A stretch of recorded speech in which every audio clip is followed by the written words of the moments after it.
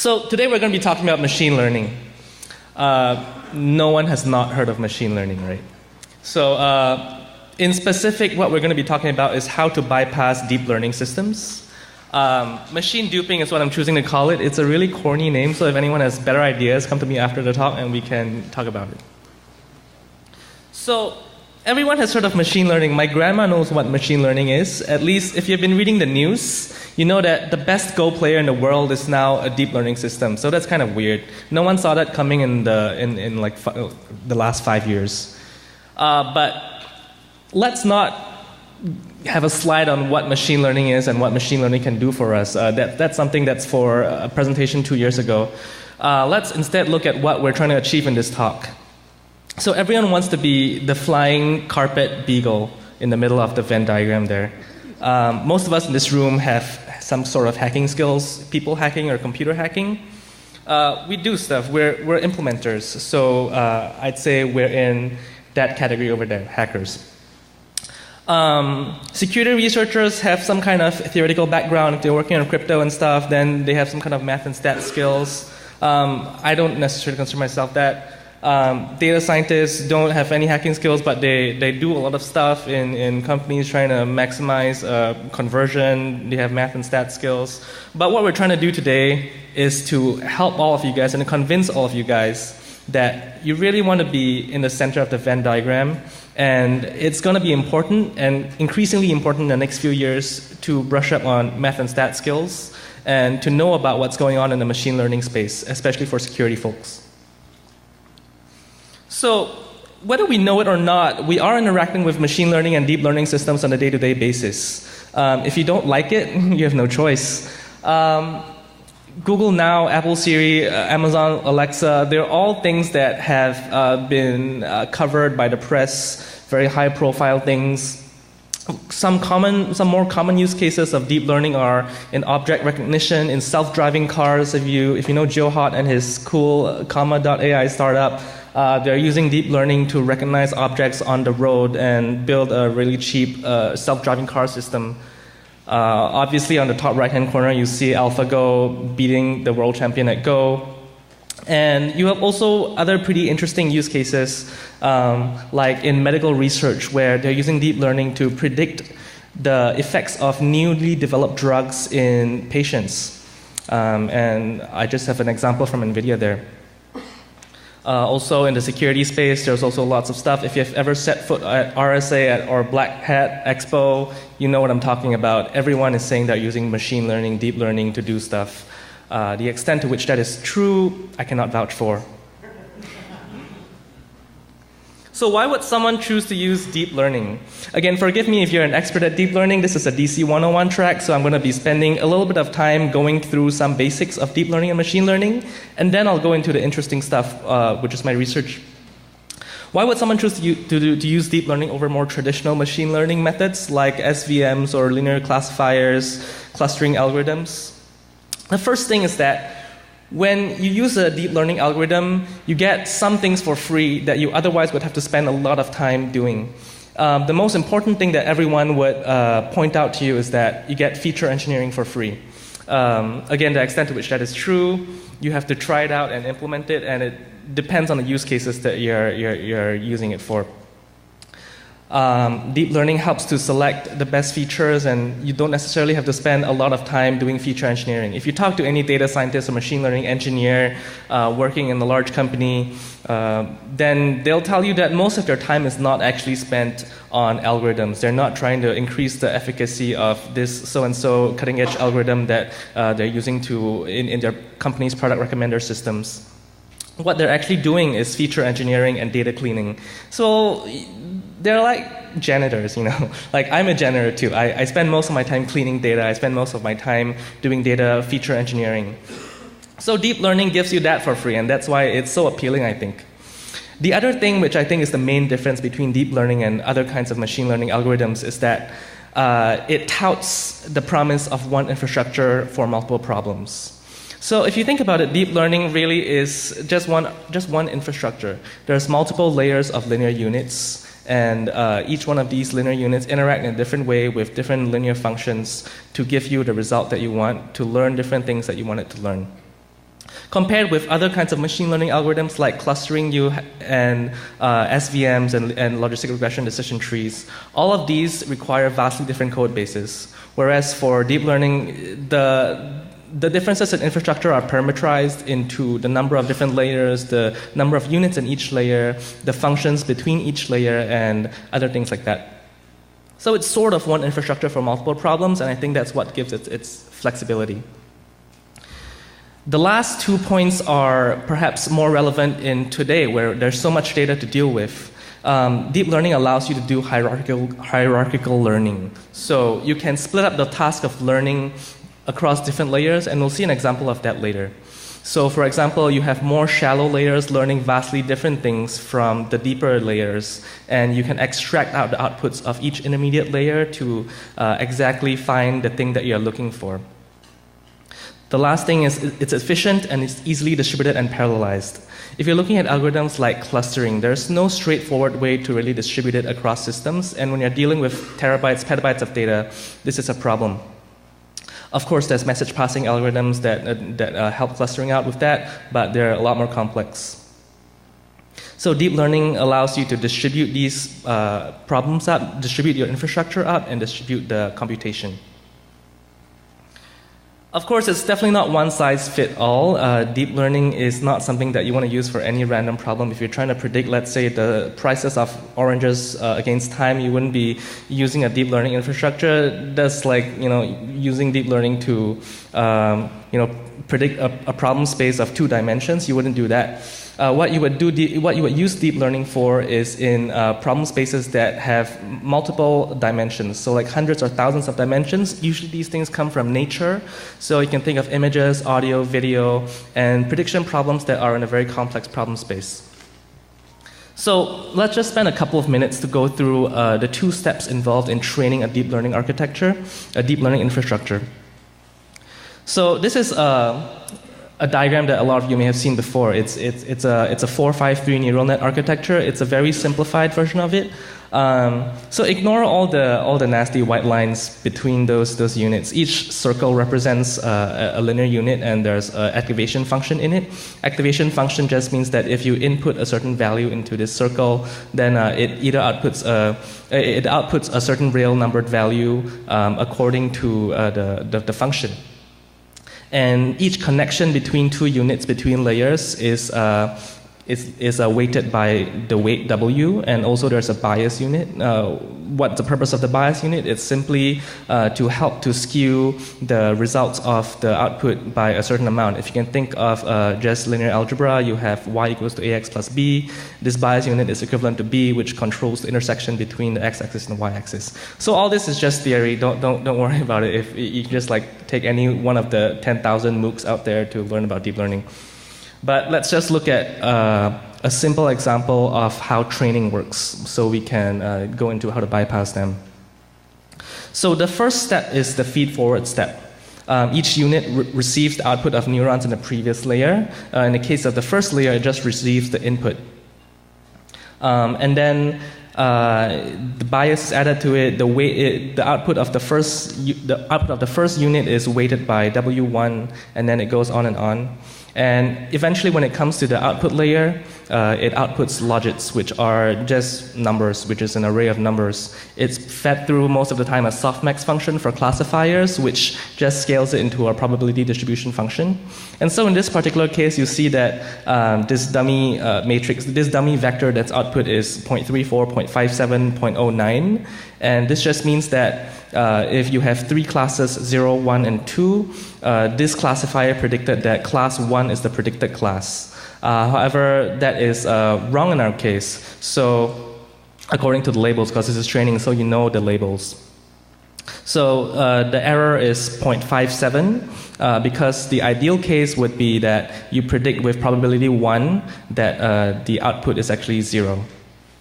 So you feed it backwards. And backpropagation is really the crux of deep learning. So what backpropagation is, it's a pretty, well, it's not the most straightforward algorithm that you'll come across in machine learning. And when you're taking some MOOCs like the Stanford one on machine learning by Andrew Ng, he'll also say that backpropagation is a pretty hard thing to grasp. I think The easiest way to explain it, the easiest way to think about it, is that backpropagation is just assigning blame. So let's say you were the head of the board of directors, and you had a bunch of people on the board that were giving you suggestions, that were advising you and stuff. And some of them just talk bullshit all the time. You want to listen to them less. So that's what this is doing. So basically, you're feeding it input data through a deep learning network, and you're trying to figure out what gives you wrong answers. And you do that by sending in input data and then seeing when the answer is wrong. You know the answer. You know the right answer. And you're seeing what answer is wrong, and then you trace the path that this answer took through the network, and you find out exactly which units are responsible and how much they're responsible because of their weights. So let's say you find that a particular path of units is particularly bad at giving you recommendations or predictions for something that you're trying to learn, then you just decrease their weights and you block them out. So all of this can be optimized with certain algorithms like stochastic gradient descent, which is just basically trying to find the local minima in a particular problem space. So there's going to be lots of demos in this talk, so if you have been ignoring me for the last 10 minutes, you can look up now. Okay, is this big enough? Let's make it a little bigger. Okay, so what we're going to look at here is an example of a deep learning system that is really accessible to everyone. This is TensorFlow. It's Google's open source deep learning machine intelligence framework. I think it's probably the easiest deep learning framework to use. And what we're going to be walking through is a small example of how to do how to use deep learning to solve the easiest task, the task that's used most commonly in most tutorials and examples. And then we'll look at how to bypass that. So TensorFlow, okay. So what we're trying to do is use the MNIST database, which is created, like 20 years ago, I think, by Yann LeCun, who's now the Facebook AI director. And we'll be having some visualizations done with this pretty cool visualization tool. So let's look at the code a little bit. What this is doing is basically taking in the training data and the testing data and labels, and then you're creating a validation set. All this is just sugar.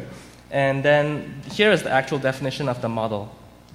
This is the model, and the layers are defined line by line. You have the first convolution layer, then you have a pooling layer, convolution 2, pool 2, and so it just goes down from top to bottom, and you get from shallow layers to deeper layers as you go down. And as you see, the logits and the softmax function actually creates the output of this neural net.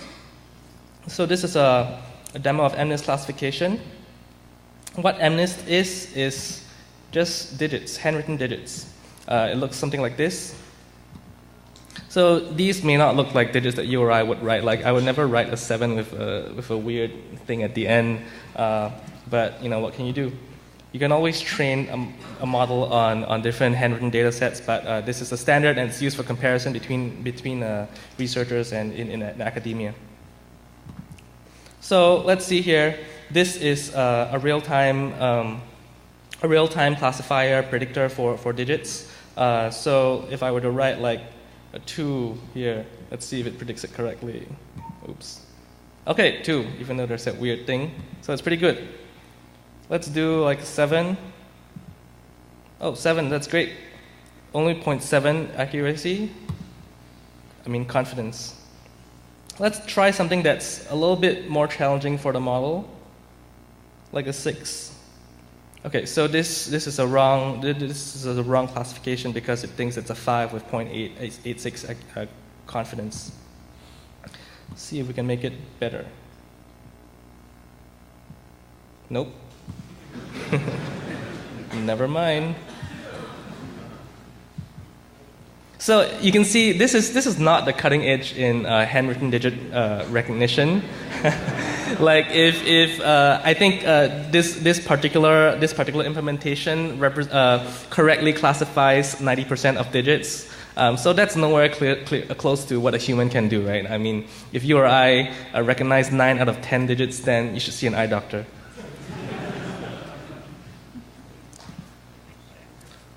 But anyway, that's that, and let's continue. So what that was doing, it was using convolutions, and this is what you call a convolutional neural network.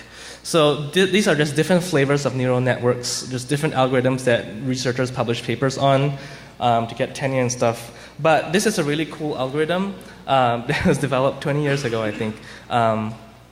And what this does is that it uses convolutions to gather insights on different details, different levels of details in an image or in stuff that have adjacency relationships. So what are convolutions? If you remember your Fourier transform days from school or not, convolutions are just filters. So if you apply a filter, a convolution on a matrix, let's say in this case it's a 2D matrix, then what you have is you do a matrix multiplication and then you end up with a single value for the convolution applied on the particular space that you're applying convolution on. And so what this allows you to do is layered learning. This is an example for facial recognition, where the shallow layers are actually at the bottom here, and then you're going up as you go deeper into the network.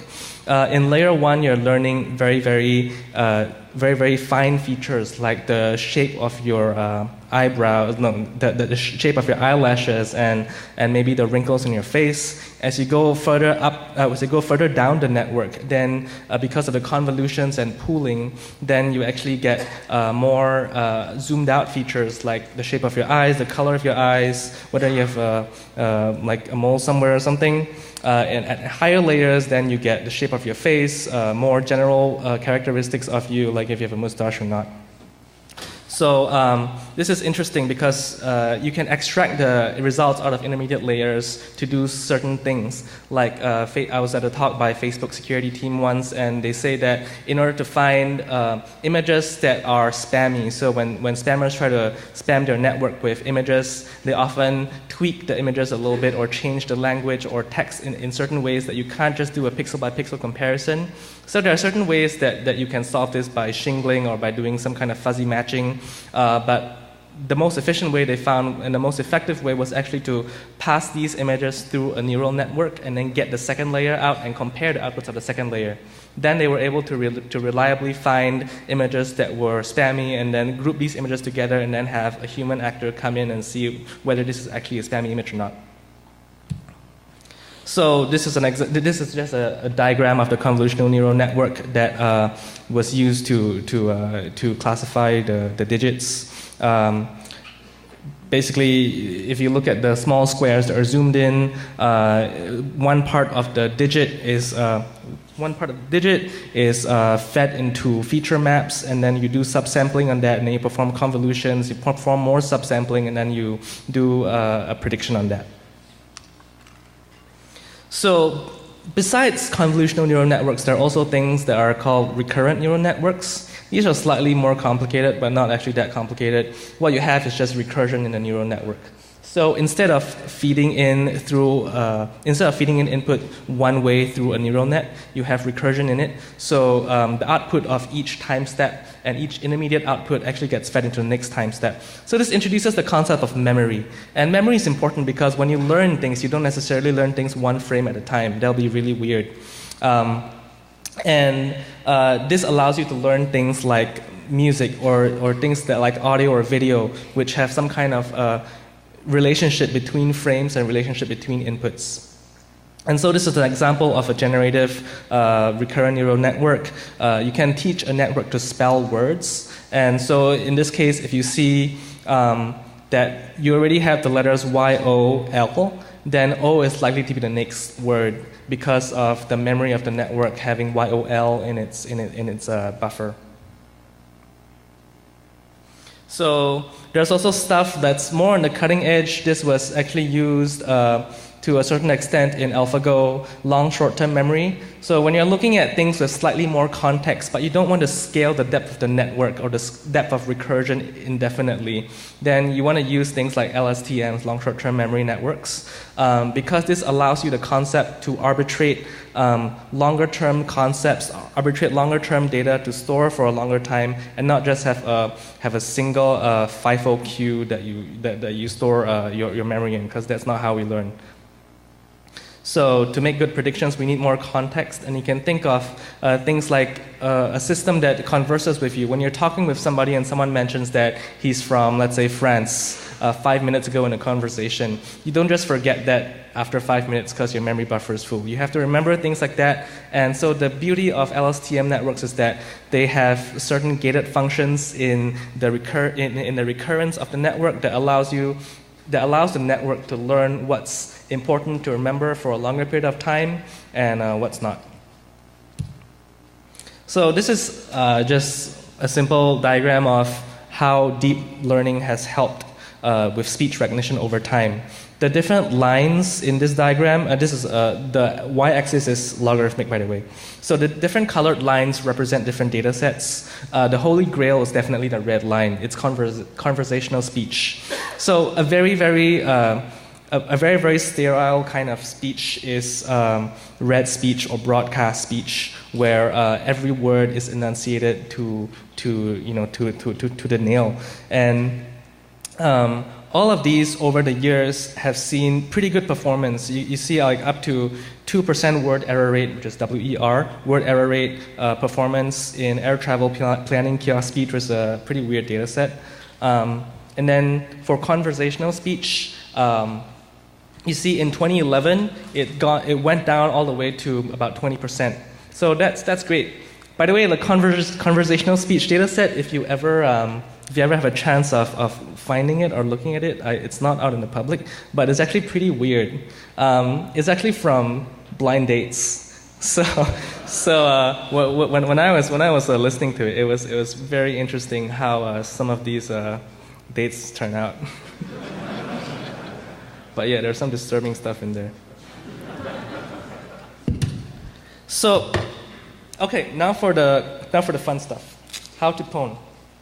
Let's see how much time we have left. Cool. Okay, so there's a short video. This is Gunter. He's a dog. He's he's a mini schnauzer, and he's my best friend's dog. So let's just see how this analogy pans out.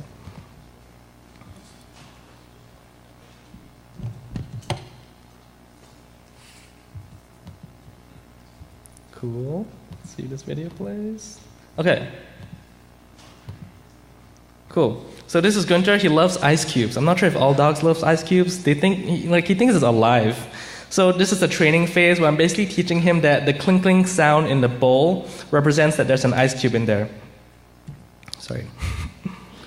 The clinking sound in the bowl represents that there's an ice cube in there, and he knows he's going to get an ice cube because he had the taste of it. Then I mislead the model.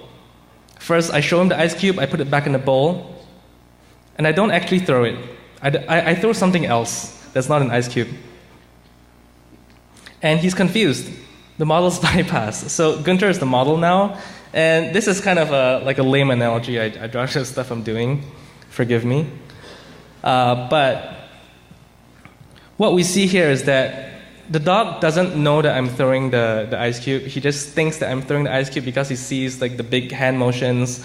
Ice doesn't have much smell, and he doesn't have great eyesight, so he sees me throwing something, and I've done it a few times before. So he thinks that an ice cube is there at the other end of the yard waiting for him. So that's very similar to what we're going to be doing. We're going to be feeding in images to classifiers that will mislead these classifiers. And these images are crafted in a certain way that will facilitate certain classifiers from being misled more than others. But first, let's look at the attack taxonomy so we can look at the attack vectors and stuff like that in security speak. There are two general kinds of attacks that you can do on these machine learning or deep learning systems. You can have causative attacks or exploratory attacks. Causative attacks are relevant when you have access to the training step. So for example, when you're looking at like an online translation engine like Google Translate, they actually do rely on some kind of online reinforcement learning. When you see that something is a really, really bad translation, which happens pretty often, I'm sorry. But when you see something is really bad, you can report it as really bad, and you can maybe give the right answer or something that's more relevant. And so this is how how it does reinforcement learning. In Gmail, when you receive email that's not marked as spam but actually really is spam, you can mark it as spam. And I urge all of you guys to do that because that actually helps a lot with the reinforcement learning model. This will help to train the model to recognize such examples as spam in the future. So you can see how you can influence a model in such a way. That's a little less interesting. That's what I did last year in talks. But what's more interesting, I think, are exploratory attacks. So in this attack model, you have no access to the model. You have no access to the training phase. And what you're doing is just a black box attack in some scenarios where you're feeding it just weirdly crafted samples that look correct to a human, but the machine just gives you a wrong result. And so that really throws some people off, even for machine learning researchers, because they think that the deep learning model or the machine learning model is learning exactly in the way that the human learns. Like, we don't learn to recognize alphabets or letters by looking at the pixel or the angle between the horizontal line and the slanted line in an A. We learn it in a more general way, and I think it's still an active research area into how to represent these things in machines better. So this is still, the dog keeps coming up. This is still active research area, and that throws people off. There's also targeted and indiscriminate attacks when you try to move the decision boundary in a certain way to cause an intentional misclassification, or indiscriminate attack when you just try to decrease the integrity of these classifiers. So this is a simple example of misclassification. So in the early days, MNIST and digit recognition used to be used in recognizing digits in checks. And I know these digits don't look very realistic, but I'm using stuff from the MNIST data set. And what I did beforehand was to generate some adversarial images and then fill in 2 copies of the checks, one with normal images and one with adversarial images. So if we just go back a bit and look at this is the adversarial one, and this is the normal one. They look pretty identical. Just look at the digits portion. So it's 9378, and this is some simple code to use for pre-trained MNIST model with the standard TensorFlow MNIST example. Train with that. It takes about 4 hours to train this model, which is, trust me, really good speed using a CPU in the deep learning world. You see something that takes a longer time to train later. And so what we're going to do is to just basically read the check. This just divides the image up into pixel matrices, and then it reads digits. So it's loading the model, it's predicting the digits, 93780, 93780.00. So that's correct. And so if you look at that, that's what it is. Okay. And now we're going to do the same for the adversarial image.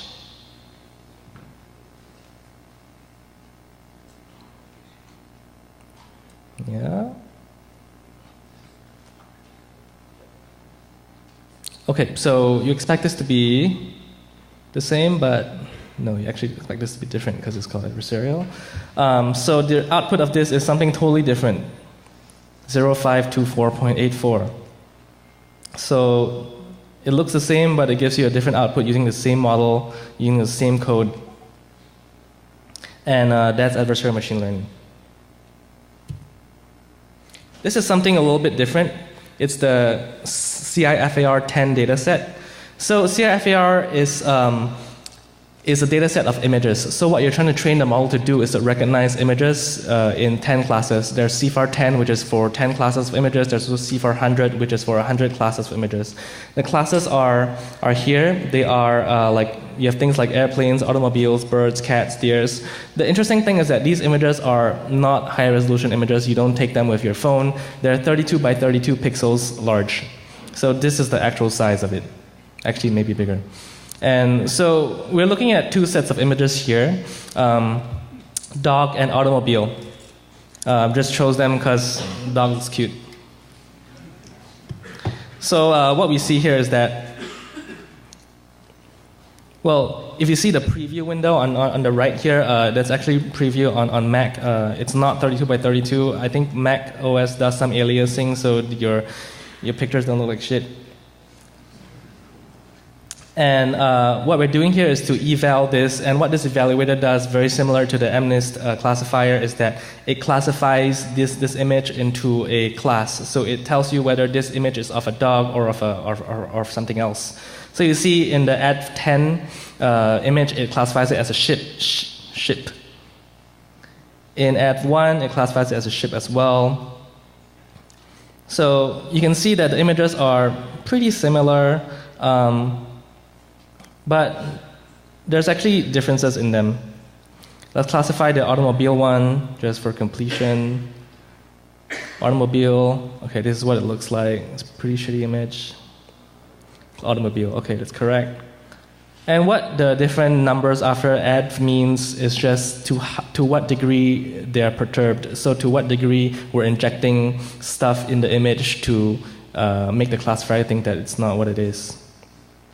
So you see it becomes a little bit more grainy, but to a human it still looks like a car. I mean, you wouldn't say that that's a cat, or you're weird. Yeah? So let's look at exactly what differences exist between these images. But let's open a Python shell, scipy. Let's read these images in, and then look at what the difference is between them.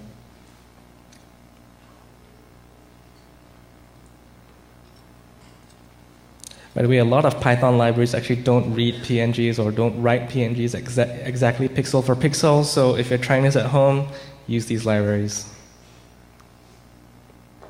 So this is the standard representation of the PNG. It's just a 32 by 32 pixel representation. There's 3 channels, R, G, and B, and the value of each pixel can be between 0 and 255, which is pretty standard. So we're reading the adversarial image now, and we can see that. Let's print it out. We can see that, okay, the numbers are slightly different from before. Let's print out exactly what's different. Let's look at the size first. You can see that the shape and the shape of these 2 images are the same, 32, 32, 3.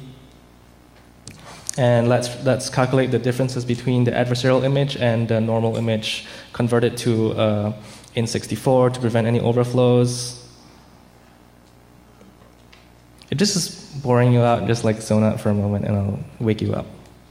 So docdiv1, let's print this out. You can see, okay, the differences between these images are of between 1 and 2 pixels, or 1 and 2 pixels, and you or I wouldn't be able to detect that. But the classifier learns things differently, so it can tell when there's a pretty significant difference or when there's a calculated difference between these 2 images. Let's save this. Okay, typo. I was lazy to redo the demo, so typos there. Save. Okay, save the image, and let's actually look at it. This is the difference between the 2 images. So if you add the normal image and this noise vector and this noise image, you actually get this. Yeah? And let's look at the differences between adversarial 1 and adversarial 10. You would expect that adv10 has larger perturbations. Okay, more typos. I have to calculate doc adv10 first.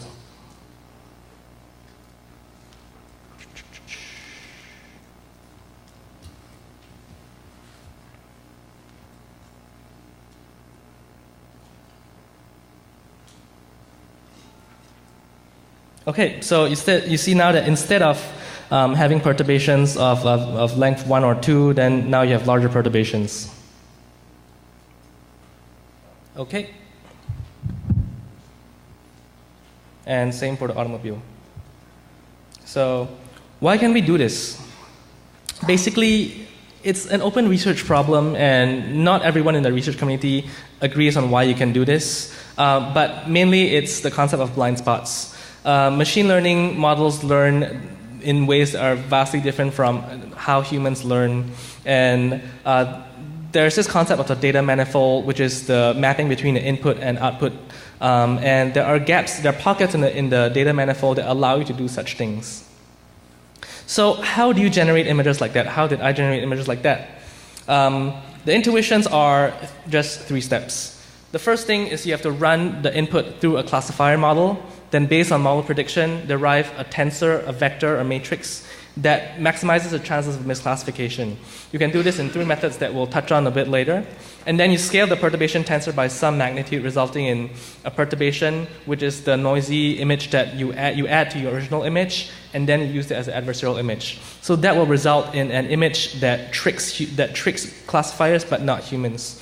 And obviously, if you scale the perturbation tensor by a larger magnitude, you have a higher chance of tricking classifiers, but then you also have a higher chance of the human detecting that this looks weird.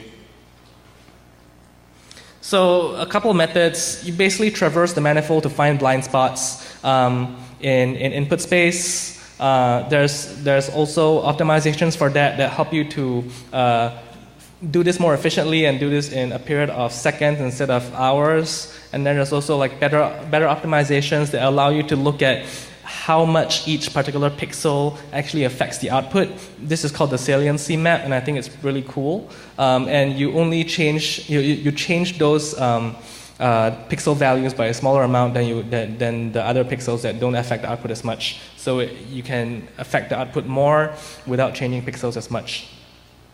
So we'll look at the threat model. The more you know about the model, of course, the better you can do against something like this.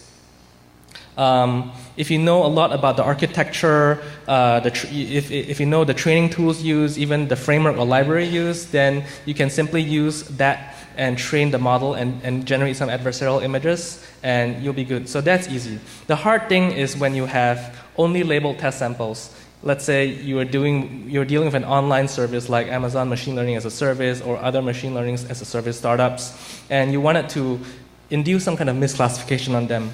Then that's a bit harder, but you can still do pretty well. So you can do a lot with limited knowledge. You can make good guesses and infer the methodology from the task. For example, if it's image classification, digit recognition, you can use something like convolutional neural net. Speech recognition, then you use something like recurrent neural networks. And if it's general services like machine learning as a service, then you would use a shallow network because these networks have to be easily generalizable. So what if you can't guess? Can you still do anything? So this is a small example of a capture crusher. Capture crusher is this really cool project, and what I'm going to be doing is reading captures with capture crusher and testing them on captures that I'm generating with cool PHP capture. So let's just generate some captures here. Okay, this is the evaluation model. It just reads in the samples and then tests them one by one and gives a prediction. It prints out the actual label and the predicted label so you can compare them on the command line.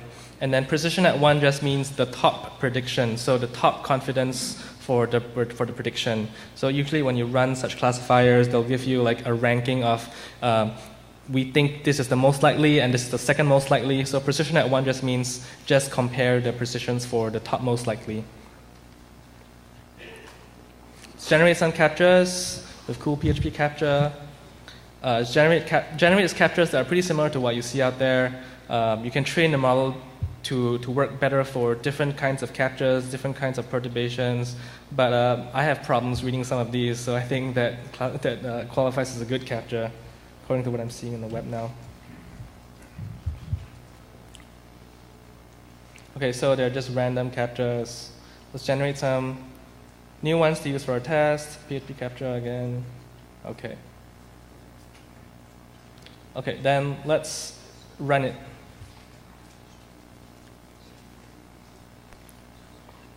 So this is the training of the model.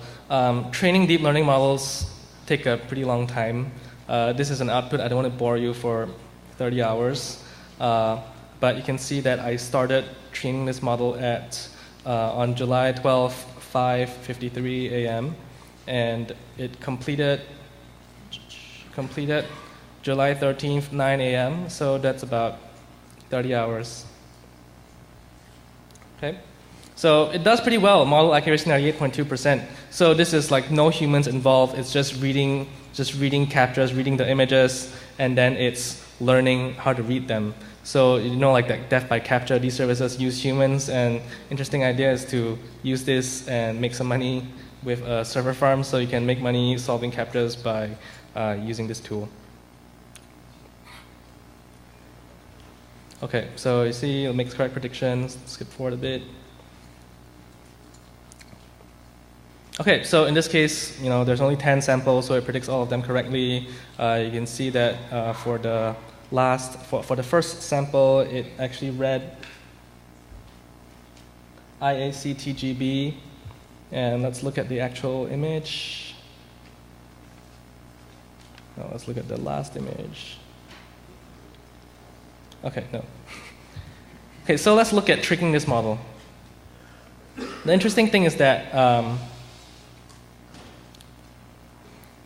you can generate adversarial samples for these models. With live model, it's just an edit of the tool.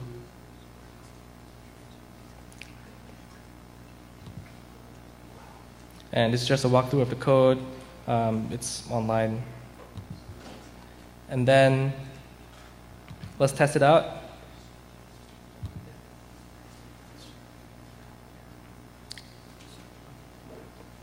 And you can see that now it's predicting something very different. So if, let's say, you were facing some kind of capture solving tools problems on your website, then you maybe want to use something like this. If you suspect that someone is using deep learning to bypass captures on your site, then this would be an interesting thing to do, where you would predictably break these tools and decrease their accuracy by a lot. So this is an interesting cat and mouse game, because the deep learning models that are used to bypass your capture can just take these new images and train them. And this is how you would make your models more robust. You would take these adversarial images and train it on your model to make them perform better against adversarial images. So there's no end to this. So why can we do this? Two things. Transferability is the first one.